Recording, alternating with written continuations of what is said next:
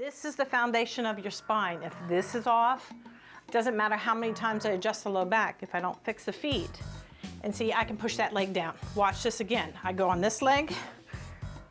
I can't. It's nice and rock solid. I go on this leg, and I can just push it down with one hand. So what that tells me is this hip is out.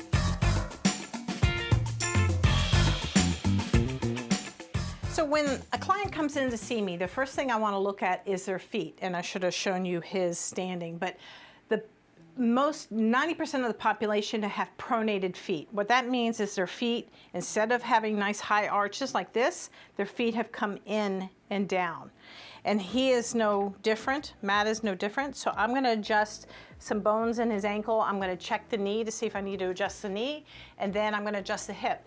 These are interconnected, so anytime I'm adjusting somebody, I'm going to adjust ankle if it needs to be adjusted, knee if it needs to be adjusted, the hip if it needs to be adjusted, and then I'll adjust the rest of the spine, because this is the foundation of your spine. If this is off, it doesn't matter how many times I adjust the low back if I don't fix the feet. And it might be that it's not just simply adjusting the feet, it might be also that we need to put some tape the feet, or possibly even do some orthotics. Sometimes what happens, and some of you might see this, look on the bottom of your foot, see if you see a patch of rough skin or like a callus forming. That means that the bones here, what are called the metacarpals, have dropped inferior, so they've dropped down.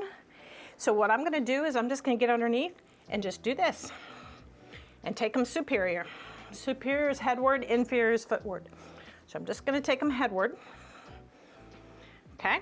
And that helps him. And then I'm gonna also adjust the talus, which is another bone in the leg, in the foot rather. And then I'm just gonna check the calcaneus. And he's got a really lot of noise and crepitus in his ankle joint. Now let's check the knee. The next test I'm gonna do, this is really neat to watch. So I'm gonna have him hold his leg up here. Hopefully he shows up for it. And I'm gonna push down. Okay, no, he didn't. Let me check the other leg just out of curiosity. Knee straight. Hold. And see, I can push that leg down. Watch this again. I go on this leg. I can't. It's nice and rock solid. I go on this leg, and I can just push it down with one hand. So what that tells me is this hip is out. So I want to adjust this foot, and then I'll adjust the hip.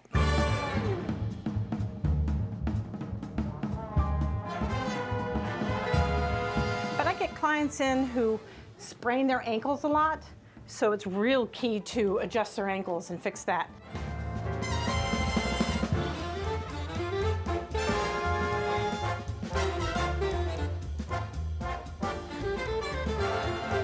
The hip adjustment's not an actual adjustment on the hip itself. It's actually adjusting the two tendons. The tendon to the quad muscle, which is this big muscle here, and then also the tendon to the sartorius muscle, which is known as the talar muscle.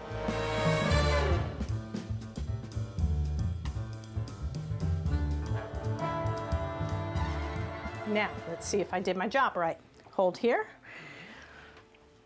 Look at that. I cannot push that down. It's not a heavy, strong adjustment, but it helps to fix his hip. So if you're having any symptoms of ankles, twisting your ankles a lot, or maybe your knee clicks a lot, or maybe you've got some interesting like grinding noises in your knee, or maybe even some hip pain, these adjustments will help to correct that. And it's also something I do with every single client. So if you have any of these symptoms, I'd be happy to chat with you to see how I might be able to help. Again, I'm Dr. Katie with the Health Improvement Center, and you can look at the link below or call the office to schedule an appointment. Thank you.